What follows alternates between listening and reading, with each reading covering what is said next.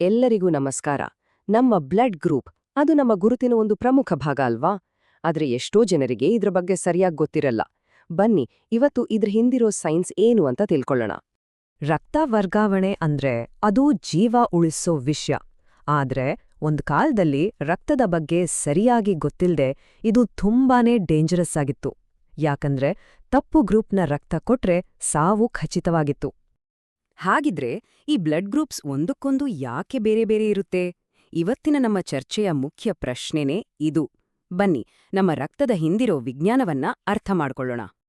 ಈ blood groups ಕಂಡುಹಿಡಿಯೋದಕ್ಕೆ ಒಂದು ದೊಡ್ಡ ಕಾರಣ ಇತ್ತು. ಮೊದ್ಲೆಲ್ಲ ಬ್ಲಡ್ ಟ್ರಾನ್ಸ್ಫ್ಯೂಷನ್ ಮಾಡಿದಾಗ ಏನೋ ಒಂದು ನಿಗೂಢ ಕಾರಣಕ್ಕೆ ಜನ ಸಾಯ್ತಾ ಇದ್ರು. ಯಾಕೆ ಹೀಗಾಗ್ತಿದೆ ಅಂತ ಯಾರಿಗೂ ಗೊತ್ತಿರ್ಲಿಲ್ಲ. ಇದಕ್ಕೆ ಉತ್ತರ ಬೇರೆಲ್ಲೂ ಸಿಗ್ಲಿಲ್ಲ. ಸಿಕ್ಕಿದ್ದು ನಮ್ಮ ದೇಹದೊಳಗನೇ. ಹೌದು, ನಮ್ಮ ಕೆಂಪು ರಕ್ತ ಕಣಗಳ ಮೇಲೆ, ಅಂದ್ರೆ ಮೈಕ್ರೋಸ್ಕೋಪಿಕ್ ಲೆವೆಲಲ್ಲಿ ಈ ರಹಸ್ಯ ಅಡಗಿತ್ತು. ಸರಿ, ಇದನ್ನ ಅರ್ಥ ಮಾಡ್ಕೋಬೇಕು ಅಂದ್ರೆ ಮೊದಲು ನಾವು ಆಂಟಿಜನ್ಗಳ ಬಗ್ಗೆ ತಿಳ್ಕೋಬೇಕು. ಏನಿದು ಆಂಟಿಜನ್ಸ್?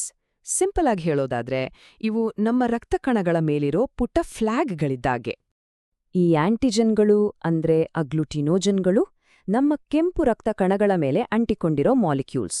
ಪ್ರತಿಯೊಂದು ರಕ್ತ ಕಣಕ್ಕೂ ನಾನು ಈ ಟೈಪ್ ಅಂತ ಹೇಳೋ ಒಂದು ಐಡೆಂಟಿಟಿ ಕಾರ್ಡ್ ತರ. ಇದೇ ನಮ್ಮ ಬ್ಲಡ್ ಗ್ರೂಪ್ಗಳನ್ನ ಬೇರೆ ಬೇರೆ ಮಾಡೋದು.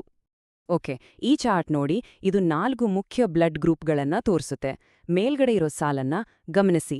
ಟೈಪ್ ಎ ಬ್ಲಡ್ನಲ್ಲಿ ಎ ಅಂತ ಬರೆದ ಫ್ಲಾಗ್ ಇದೆ. ಟೈಪ್ ಬಿನಲ್ಲಿ ಬಿ ಫ್ಲಾಗ್. ಎಬಿ ಬ್ಲಡ್ನಲ್ಲಿ 2 ಎ ಮತ್ತು ಬಿ ಫ್ಲಾಗ್ಗಳಿವೆ. ಆದ್ರೆ ಟೈಪ್ ಓದಲ್ಲಿ ನೋಡಿ, ಯಾವುದೇ ಫ್ಲಾಗ್ ಇಲ್ಲ. ಸರಿ, ಫ್ಲಾಗ್ಗಳ ಬಗ್ಗೆ ಗೊತ್ತಾಯ್ತು. ಈಗ ನಮ್ಮ ದೇಹದ ಸೆಕ್ಯೂರಿಟಿ ಸಿಸ್ಟಮ್ ಬಗ್ಗೆ ಮಾತಾಡೋಣ. ಅದೇ ಆಂಟಿಬಾಡಿಗಳು. ಇವು ಹೊರಗಿನಿಂದ ಬರೋ ಯಾವುದೇ ಅಪರಿಚಿತರನ್ನ ಹಿಡಿಯೋಕೆ ಕಾಯ್ತಾ ಇರ್ತವೆ. ಈ ಆಂಟಿಬಾಡಿಗಳು ಅಥವಾ ಅಗ್ಲೂಟಿನಿನ್ಗಳು ನಮ್ಮ ಬ್ಲಡ್ ಪ್ಲಾಸ್ಮಾದಲ್ಲಿರೋ ಸೆಕ್ಯೂರಿಟಿ ಗಾರ್ಡ್ಸ್ ಇದ್ದ ಹಾಗೆ. ನಮ್ಮ ದೇಹಕ್ಕೆ ಸೇರದ ಯಾವುದೇ ಫಾರಿನ್ ಫ್ಲಾಗ್ ಕಂಡ್ರೆ ಸಾಕು, ಇವ ಅಲರ್ಟ್ ಆಗ್ಬಿಡುತ್ತವೆ. ಇಲ್ಲಿ ಒಂದು ಇಂಟ್ರೆಸ್ಟಿಂಗ್ ಪಾಯಿಂಟ್ ಇದೆ ನೋಡಿ. ನಮ್ಮ ರಕ್ತಕಣಗಳ ಮೇಲಿರೋ ಫ್ಲಾಗ್ಗೆ ತದ್ವಿರುದ್ಧವಾದ ಸೆಕ್ಯೂರಿಟಿ ಗಾರ್ಡ್ಸ್ ನಮ್ಮ ಪ್ಲಾಸ್ಮಾದಲ್ಲಿರುತ್ತೆ. ಈ ಚಾರ್ಟ್ನಲ್ಲಿ 2ನೇ ಸಾಲು ನೋಡಿ. ಟೈಪ್ ಎ ಬ್ಲಡ್ ಇದ್ರೆ ಅಲ್ಲಿ ಆಂಟಿ-ಬಿ ಆಂಟಿಬಾಡಿಗಳು ಇರುತ್ತವೆ. ಅದೇ ರೀತಿ ಟೈಪ್ ಬಿ ಬ್ಲಡ್ ಇದ್ರೆ ಆಂಟಿ-ಎ ಆಂಟಿಬಾಡಿಗಳು. ಅರ್ಥ ಆಯ್ತಲ್ವಾ? 1900ರಲ್ಲಿ ಕಾರ್ಲ್ ಲ್ಯಾಂಡ್ಸ್ಟೈನರ್ ಅನ್ನೋ ವಿಜ್ಞಾನಿ ಒಂದು ಸಿಂಪಲ್ ಆದ್ರೆ ತುಂಬಾನೇ ಅದ್ಭುತವಾದ ನಿಯಮವನ್ನ ಕಂಡುಹಿಡಿದ್ರು.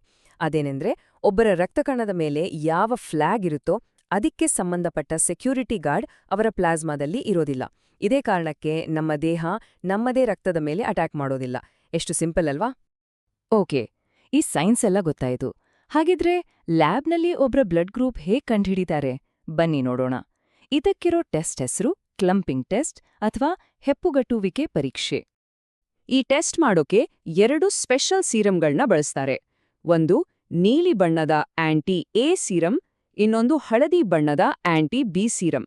ಇವೆರಡರಲ್ಲೂ ನಾವು ಮಾತಾಡಿದ್ವಲ್ಲ, ಆ ಸೆಕ್ಯೂರಿಟಿ ಗಾರ್ಡ್ಸ್ ಅಂದ್ರೆ ಸ್ಪೆಸಿಫಿಕ್ ಆಂಟಿಬಾಡಿಗಳು ಇರ್ತವೆ. ಟೆಸ್ಟ್ನ ಐಡಿಯಾ ತುಂಬಾನೇ ಸಿಂಪಲ್. ಸೀರಮ್ನಲ್ಲಿರೋ ಸೆಕ್ಯೂರಿಟಿ ಗಾರ್ಡ್ಸ್ಗೆ ರಕ್ತದ ಕಣಗಳ ಮೇಲೆ ಅದಕ್ಕೆ ಮ್ಯಾಚ್ ಆಗೋ ಫ್ಲಾಗ್ ಸಿಕ್ಕಿದ್ರೆ ತಕ್ಷಣ ಅಟ್ಯಾಕ್ ಮಾಡ್ತವೆ. ಈ ಅಟ್ಯಾಕ್ನ ರಿಸಲ್ಟ್ ಏನಾಗುತ್ತೆ ಗೊತ್ತಾ? ಅದನ್ನೇ ಅಗ್ಲೂಟಿನೇಷನ್ ಅಥವಾ ಕ್ಲಂಪಿಂಗ್ ಅಂತ ಕರೆಯೋದು. ಅಂದ್ರೆ ಆಂಟಿಬಾಡಿಗಳು ಕೆಂಪು ರಕ್ತ ಕಣಗಳನ್ನ ಒಂದಕ್ಕೊಂದು ಅಂಟಿಸಿ ಸಣ್ಣ ಸಣ್ಣ ಗಂಟುಗಳ ಥರ ಮಾಡ್ಬಿಡ್ತವೆ. ಇದು ನಮಗೆ ಕಣ್ಣಿಗೆ ಕಾಣಿಸ್ತೆ. ಇಲ್ಲಿ ನೋಡಿ, ಹೀಗೆ ಟೆಸ್ಟ್ ಮಾಡೋದು. ಒಂದು ಸ್ಲೈಡ್ ಮೇಲೆ 1 ಹನಿ ರಕ್ತಕ್ಕೆ ಒಂದೊಂದು ಆಂಟಿ ಸೀರಮ್ ಹಾಕಿ ಮಿಕ್ಸ್ ಮಾಡ್ತಾರೆ. ಆಮೇಲೆ ಯಾವ ಸೀರಮ್ ಜೊತೆ ರಕ್ತ ಹೆಪ್ಪುಗಟ್ಟುತ್ತೆ ಅಂತ ನೋಡ್ತಾರೆ. ಈ ರಿಸಲ್ಟ್ಸ್ ಓದೋದು ಹೇಗೆ? ರೊಂಬ ಸಿಂಪಲ್.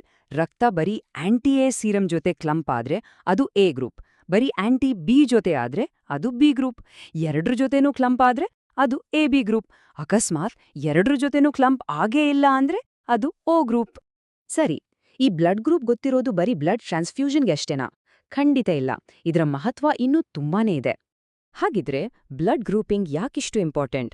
ಮೊದಲನೇದಾಗಿ, ನಾವೀಗಾಗ್ಲೇ ನೋಡ್ದಾಗೆ ಬ್ಲಡ್ ಟ್ರಾನ್ಸ್ಫ್ಯೂಷನ್ನಲ್ಲಿ ರೋಗಿಯ ಸೇಫ್ಟಿಗೆ, ಆಮೇಲೆ ಗರ್ಭಿಣಿಯರು ಮತ್ತೆ ಹುಟ್ಟೋ ಮಗುವನ್ನ RH ಇನ್ಕಂಪ್ಯಾಟಿಬಿಲಿಟಿ ಅನ್ನೋ ಸಮಸ್ಯೆಯಿಂದ ಕಾಪಾಡೋಕೆ. ಇದು ಕಾನೂನಿಗೂ ಮುಖ್ಯ. ಅಂದ್ರೆ ಪಿತೃತ್ವದ ಕೇಸ್ಗಳಲ್ಲಿ ಸಹಾಯ ಆಗುತ್ತೆ. ಜೊತೆಗೆ ಕ್ರೈಮ್ ಸೀನ್ಗಳಲ್ಲಿ ಸಿಕ್ಕಿರೋ ರಕ್ತ ಮನುಷ್ಯರ್ದೇನಾ ಅಂತ ಕಂಡಿಡಿಯೋಕೆ.